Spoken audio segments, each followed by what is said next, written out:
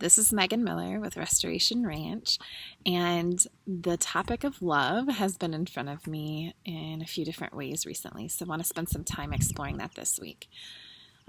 First of all, had an experience a few days back in which I was in a store, and through a couple different experiences, I was kind of trying to hustle, and then that didn't work out, and somebody was in front of me, and then I forgot something, ran back, and even though they'd also left the line, they got in line in front of me, so there was this rushed feeling that didn't feel very good, and I felt myself getting frustrated or irritated of the time that it was going to take me to do what I wanted to do.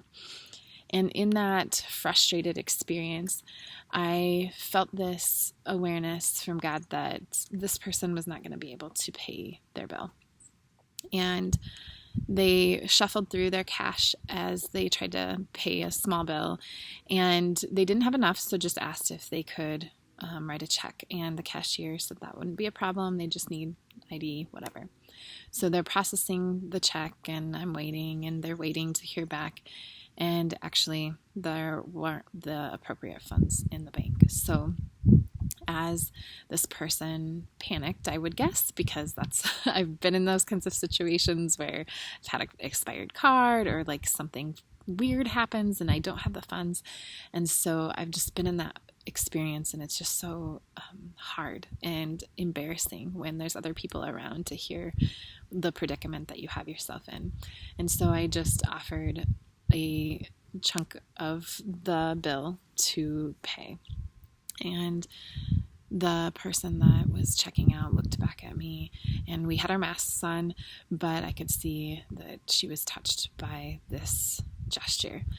And so she paid, and she thanked me and asked and said to have a good day, and went on her way, as did I.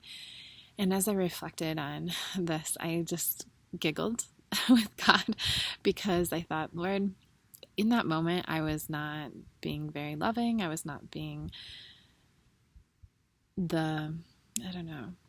operating out of that place of love that I like to, but that I don't always do well.